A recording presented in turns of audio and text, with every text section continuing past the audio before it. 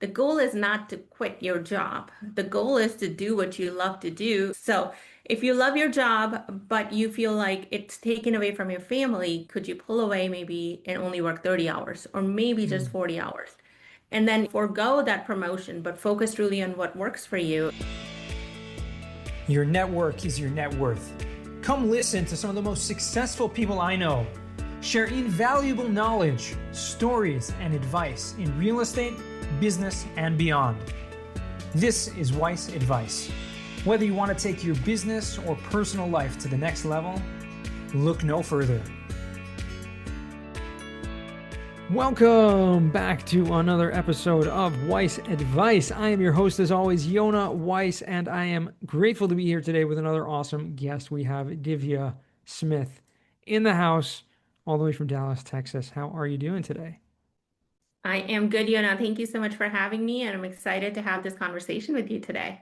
I'm grateful for you to, show up and give it your all. You got a great background, and I don't just mean the pictures up on your wall. I mean your story. You have a lot, yeah, you've come a long way, and I always love to kind of highlight people and share how they've gone to, from humble beginnings to what they're doing now. Obviously, you are been in the real estate game for several years and have been doing some great things with multifamily. And I'd really just kind of love to hear how you got there. Like, what was no one has a really traditional path to real estate nowadays, but I'd love to kind of hear how you got started. Yes, couldn't agree more. Don't have a traditional path. So I was actually in corporate America for over 20 years. In technology specifically, I have held some really fun, leadership executive roles and decided, it was time for me to make a broader impact besides just the team or the company that I was working for. So wanted to kind of get out to real estate. And truly for me, the catalyst was I had gone around, especially even talking to my peers and people I knew around to say, hey, what are other ways that I can invest my money? And most of the times the answer I got is, hey, just get a financial advisor and they'll handle everything for you. And, that was just unsettling for me. And I talked to a lot of these financial advisors to kind of then come and learn that they just didn't even know as much about the detailed stocks as I was looking into.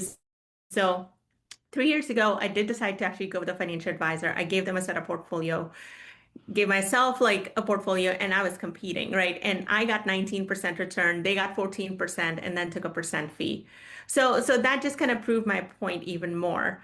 But yeah, a few years ago, I decided, you know what? I think there's more ways to make money. And everybody talks about real estate, but I feel that puzzle just hasn't been solved. And, kind of sharing it with more people, there's many different ways you can invest in real estate. And that knowledge for me, especially coming from technology, people similar to me didn't know about it. So for me, that became a passion, and that's why I jumped into real estate. Yeah, I mean, did you have people? Because obviously you said you were in some leadership roles, you doing, I assume in the technology space, there are people out there investing in companies or investing in real estate. I mean, did you have people in that world that were doing that you first got a taste of it from, or, what was your first kind of taste of real estate? Yeah, so I actually did not know anybody while I was working in corporate America who was kind of doing the real estate things, but I ended up kind of looking on LinkedIn and somebody who had gone to MBA school with her and her husband both had quit their full-time jobs, big corporate roles. They had quit Hmm. their jobs and they were doing real estate and they were able to, have more time with their family, still make ends meet and kind of continue to work through their expenses. So they were able to kind of transition and truly, take advantage of that freedom. For me, that was the kind of the setting point to say, okay, there are more options. Hmm. And so I kind of started to learn from them a little bit. But then it was also a realization that we run after jobs and money so much, and then we almost forget what really brings us joy and purpose. And for me, that became a mission, to how do you really give people some income that is hopefully enough for their expenses? And yes, it does Right. take decent amount of investment, but then truly turn them into, purposeful, really doing what they love to do with who they love to do. Right. It really does change people when they have the freedom to be who they are and, do things that bring them joy. Wow. I mean, that's really what it's all about. I think you're right. A lot of people do lose sight of that, especially in corporate America, because you're really just kind of chasing the next promotion or maybe chasing, the next even in real estate, people can get caught up in it. Like it's funny because we go into real estate and I've interviewed hundreds of people also with the same kind of story where it's like I want to leave corporate America and I want to go into and then you end up having another job that you may not like either, you know? And it's really about finding what you are passionate about, what you do enjoy, what you do love, and hopefully that will, will translate into not just, increased income and growing wealth, but also the real wealth that you're talking about, right? Spending time with the family, doing the things that you love to do with who you love to do. And I think that gets lost a little bit along the way for some people. And I'm curious if you've come across that as well or experienced any of that in kind of starting out. I mean, you've transitioned at this point from corporate America full time into doing real estate, right? So, what's that been I like for couldn't agree you? more. Yes, and I'm with you. So even right now, actually, we just launched our third investment, and I told, investors clearly it's end of September. There's still 3 more months in the year, but I was very clear that this will be the last offering that we have for this year. There's plenty for us to focus on. Hmm. And I got a lot of like raised eyebrows and questions like, well, what do you mean this is the last one? There's not another one. Like, what if I can't do this one? I can do next one. I was like, it would be nice if you could do this one, but I can't do another one because there's so much in my family and I don't want, like there's a reason why I switched and made this effort is so that I am not in and out, working 60, 70 hours. I left those jobs for a reason. So Right. you're absolutely right. You can very easily even caught up today based on, how much real estate you want to acquire. And last year, I remember that I did 4 investments last year with my investors, and that burnt me out. So I knew like did not want to do 4 this year, but 3 was a good number probably for me. But yes, everybody has to find what that balance looks like for them. Yeah, and there's always struggles, right? And I know you talk about this a lot. You've become very active on social media, on LinkedIn especially. We've come across paths, many, many times through the challenges and through, I don't mean like real life challenges. I mean like our LinkedIn 10-day challenges, right? But we've come across that and you share a lot about the struggle that comes along with that. And I appreciate that because it's a different perspective, and it's something that doesn't get spoken about a lot. And I'm sure you have people that you're still in touch with from the corporate world who, may be still living that life and trying to figure it out, right? Yes. Couldn't agree more. And one of the things I talk about like pretty often actually, and I'm glad you bring that up. The goal is not to quit your job. The goal is to do what you love to do. And Right. if you can without having to work 60 to 70 hours. So if you love your job, but you feel like it's taken away from your family, could you pull away maybe and only work 30 hours or maybe just Mm. 40 hours? And then, forego that promotion, but focus really on what works for you. And now you have additional income to kind of supplement what you were hoping for with that next promotion. So for me, that's the goal. And I kind of remind folks because I actually still do some consulting on side. Like I'm a tech Mm. nerd, like that part of me is not dying. I've been actually coding programming since I was in 8th grade. Oh, wow. So, Okay. so for me, like that is kind of in my blood. It's been there, but I'm not going to work 60, 70 hour weeks anymore. Like that part of me is kind of moved on. So I think that's the hope and, wish I have for everybody is can you focus on things that you love to do without having to just have it take over your life? You have more options and more things to do.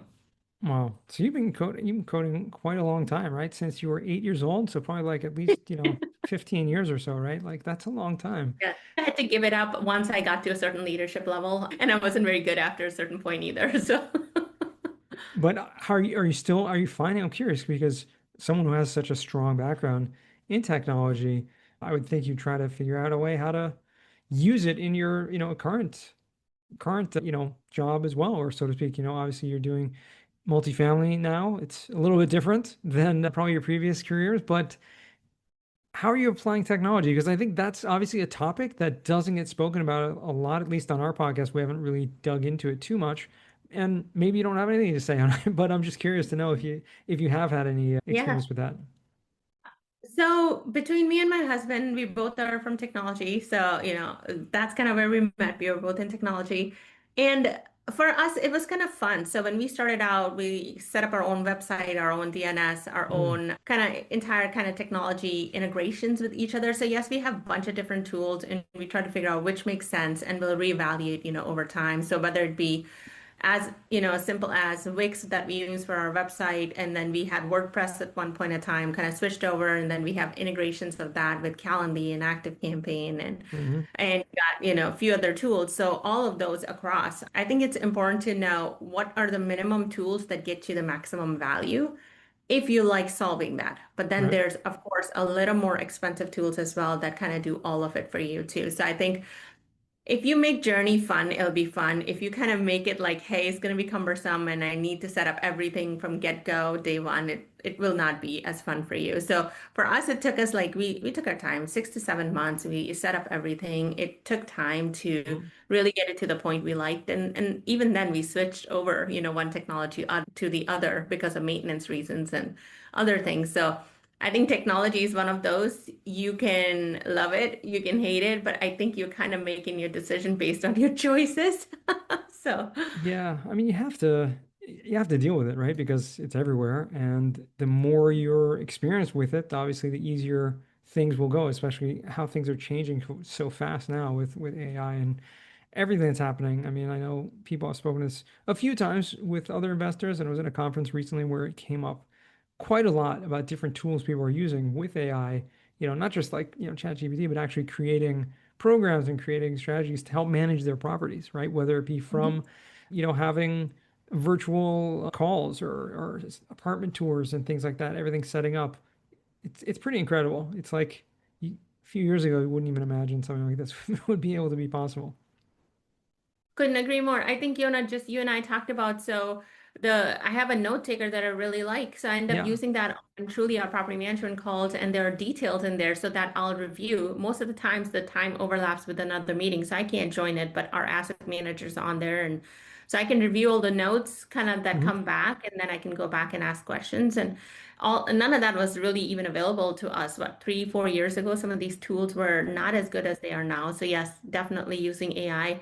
The other thing I was going to mention to you, I just got asked by a technology leader to come and help moderate a panel of AI agentics. And like for me, I was like, all right, if I'm going to moderate it, I better know what I'm speaking about, talking about. So I've started learning some of that on side as well. That's cool. There's a lot to learn, but whatever you can get, obviously you want to Yeah. make sure. And it's a good honor, to be asked to speak on a panel or do that. You want to make sure that you have the knowledge though, right? Because things are changing so fast and there's so many tools out there. I was on a panel, not a panel, I was in a conference. There was a panel recently, like I mentioned, about AI, and one of the gentlemen, I can connect you with him afterwards, just has so much knowledge and experience in the area, has been doing it for really 10 years, has been learning it. So it's pretty incredible, a kind of very early adopter to it. So there's a lot that can be done, and there's really more to come. I guess we'll see where it takes us. But you're primarily like you said, transitioning from the technology, kind of executive space in corporate America, big Fortune 500 companies, right? Into multifamily. Now, what I'm curious about, like, and I see this happen a lot, but I want to know in your case how it happened. Like, that's a pretty big switch, right? Going into, huge, 300 unit, multifamily properties or whatever it is. I don't know, 100, even 100 unit. It's huge, right? It's a big difference. Did you start small at all? I'm curious. Did you start with like a single family or a condo or smaller multifamily, or was it you just jumped right in? Yeah, so I did have a single family home that I started with, and I'd say about we have 5 different tenants in 12 to 15 years. We had owned Okay. that single family. We had 5 different tenants. So not that much, but we have had a police at our tenant, at our rental home. There was drug paraphernalia that, we found, and there's enough like, and then we had somebody who had just moved recently and they were afraid about every little thing that was happening around them. So we've had some very interesting kind of tenant situations to realize we were horrible property managers and we should have hired somebody, but we are, our any of our margins were razor thin to begin with. So we would have had to increase the rent, which again, we were very uncomfortable doing. So we learned more about ourselves through the process that one, we couldn't ask them because we Right. knew their family situation and their kids were living with them. One time, like one child with special needs. So we were like 600 below the market price on that rental, and we were uncomfortable asking for more. So Hmm. overall, what we decided is one, like when we were ready to sell it, we kind of did not want to be managing, renters, our tenants ourselves. And then two, like by the time we had all the money that we had made, we saw the returns in 15 years, like the money we had made, we could have doubled that money with, larger multifamily in five Sure. years. I think that's kind of was eye-opening for us as well. But yeah, that's where we started, single family. I mean, that's like 6 times the amount, right? It's just crazy when you actually think about that. Now, not all multifamily investments are created equal. I've had good Yes. experiences. I've had some not so good experiences personally with some deals, but you offer what kind of deals to your investors that you're offering? Is it, Yeah. class A, class B, Multifamily. class C, Yes. multifamily? Yeah, so usually we do Class B multifamily investments. I will say from early on, the first investment to now, we are dramatically doing things differently. Mm-hmm. I think the power of in-house property management, power of kind of in-house construction company that you can control and manage. I think that's huge. I think in industry we forgot about that a few years ago, and like there were a lot of deals that happened very quickly. Unfortunately, a lot of them are not doing well because they were bought in peak, 3, 4 years ago. Right. So that's been our learning as well. But last, I would say 2 years, thankfully, we've kind of dramatically switched on knowing that how important some of those teams, people managing your multi-million dollar assets, how Yes. critical they are. Yeah. I mean, obviously it's much different also. You can theoretically, you could, I mean, you did manage your single family rental, right? And people can do that. You may not be so good at it, so you want to hire someone to do that. But a 200 unit multifamily property, like you're not going to be managing it yourself. You have to make sure you have, and there are very professional management Mhm. companies out there, although some are obviously made better than others. How is that process for you in terms of finding the right management company? Because that can be a tedious process finding the right one. So for this one investment, we have switched over the management and we interviewed four different rental companies. And Mm-hmm. even with that, those were four referrals that we got that we Gotcha. then, so we basically kind of went, casted a net and said, everybody, whoever's like a good that you're working with, got a referral. Then there was four of them and we met with all four. And even from them, it was like none of them were spectacular. It was the best of the four. And we still wanted something better than, like, we ended up with something better than we had before. But the reality is the incentives of these property management companies compared to what you wanted at your Mm, business, they're just not aligned. So it still is continues to be a challenge. Like we are still kind of in the weeds and the details sometimes with these property managers. right. And I just gotta share candidly, I mean, when you have these property managers who are getting paid maybe 60, 70, 80K, managing a multi-million dollar property, you got to be really careful. Like you got to make sure that they know how to get their things done. So, Yeah. so yeah, that's been a challenge for sure. That's a really good point. Some of these people are making, for them it's better than minimum wage, obviously, but it's not too much better for that, and to be managing these beautiful properties sometimes you have and making sure that you have great tenants, the tenants are happy, and it's a community more than anything else, right? If you're doing it Mhm. right, you're creating a space where people feel at home, people feel safe, people feel like, it's home and they have a couple hundred neighbors that they'll feel home together with if you can create that kind of community feel.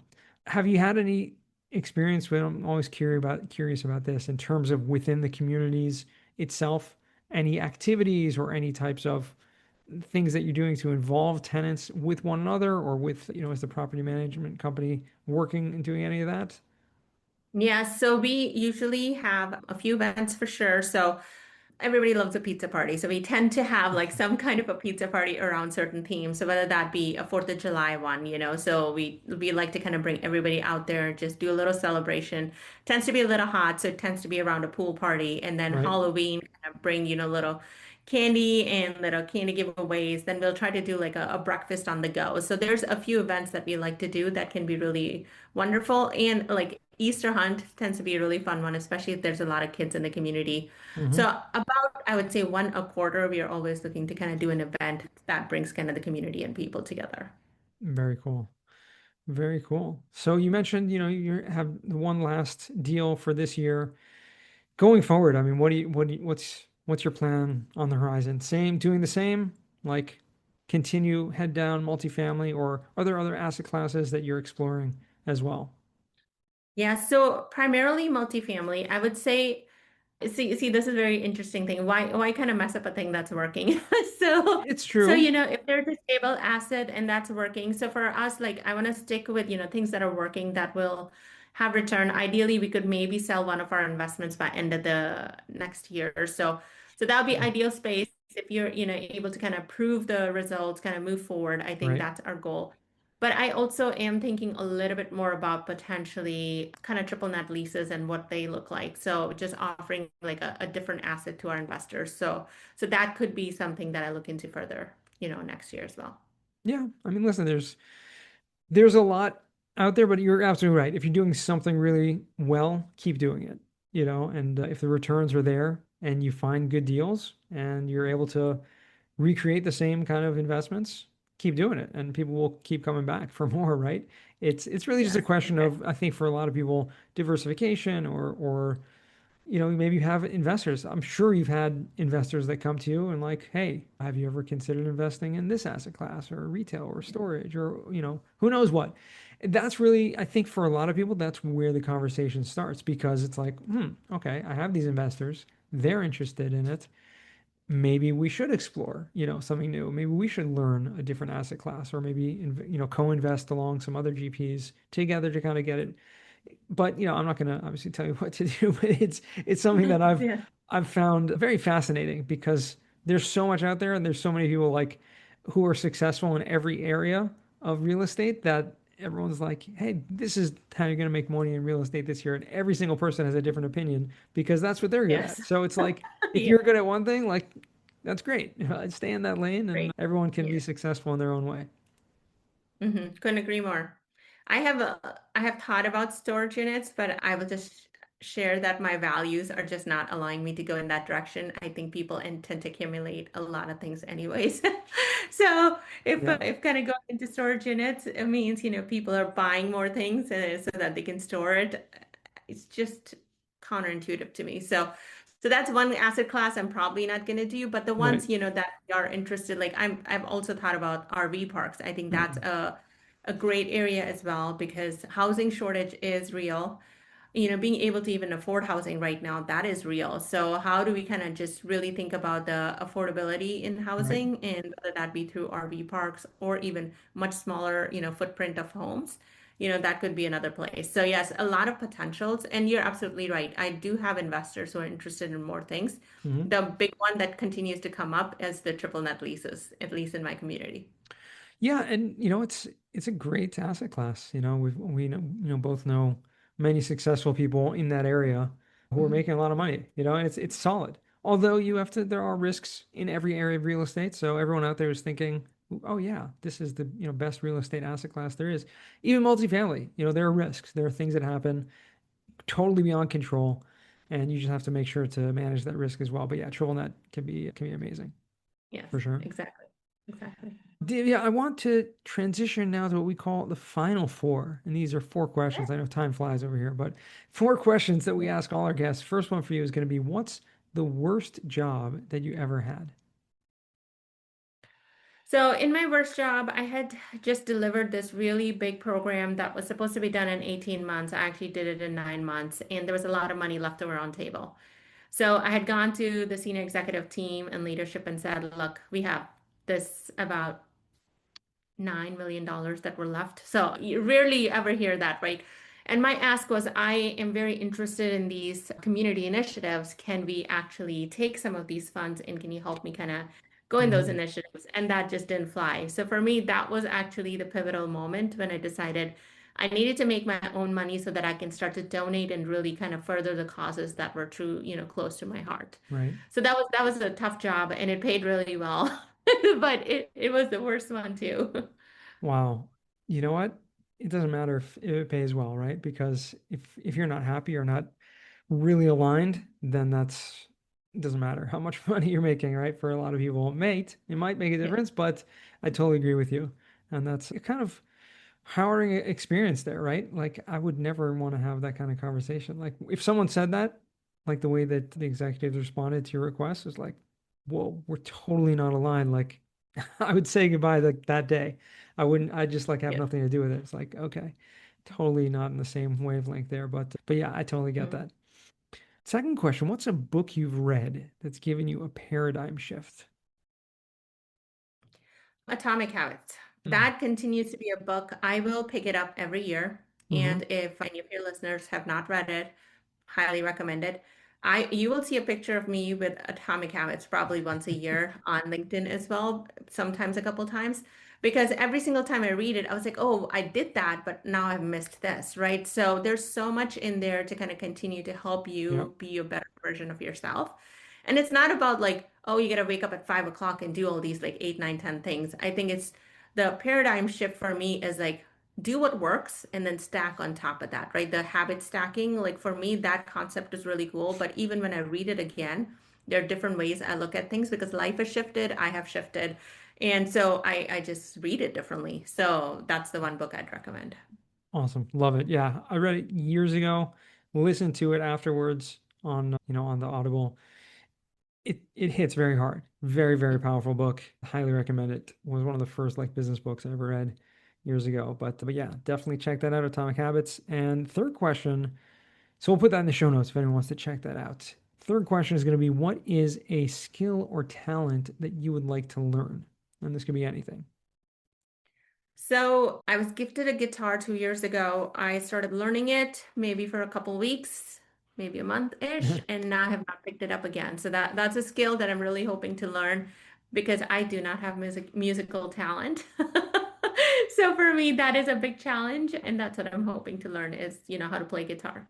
Very cool. It's a fun instrument, but it does take a lot of time really to get good at anything. But yeah, good luck with that. That's an awesome skill to learn. Yeah. Finally, fourth and final question is, what does success mean to you? I think the success is something, it changes, in Yeah, my opinion. It changes over time. It changes the phase of life you're in. It right. changes kind of before kids, after kids, once you're not in corporate America. So for me, that word success has changed consistently. At one point in time, it meant providing for my family and to have enough funds to be able to kind of secure a healthy Mm-hmm. financial, security.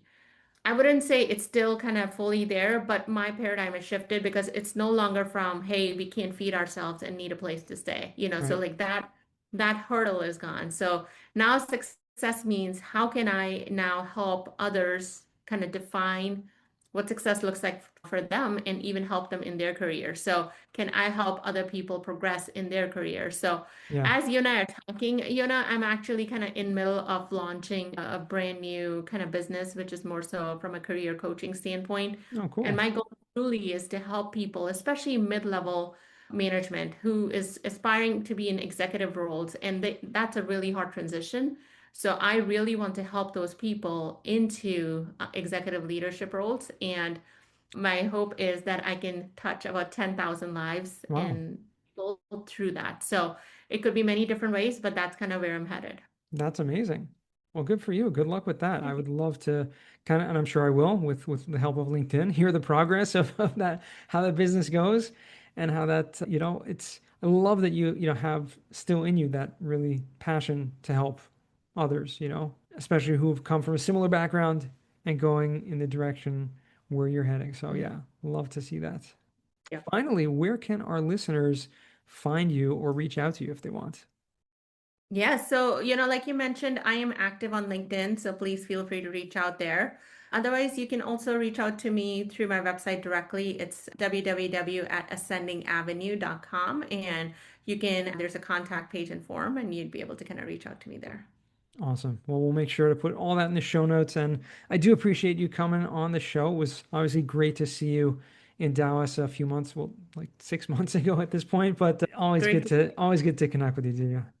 Yes, absolutely. Thank you so much for having me, Yona. Yeah, and to our listeners, thank you all for listening all the way to the end once again. And remember, until next time, the best advice comes only when you ask. Real quick, I have one question for you. Did you like this episode? If you did, I want to ask you a huge favor. See, the biggest thing that helps this podcast grow and that will spread this message to the whole world is that if you leave a review, a rating, and subscribe to the podcast. What that does is it basically tells the platforms that this podcast is out on is that you like my stuff and I'm doing something right. So take a few seconds out of your day, hit that subscribe button, leave a rating or review. I would be extremely grateful. Also, I want to hear from you guys. So I want to hear some feedback. If you have any questions for future episodes, please find me on LinkedIn, send me a DM, a connection request, Yona Weiss, and I'd love to hear from you.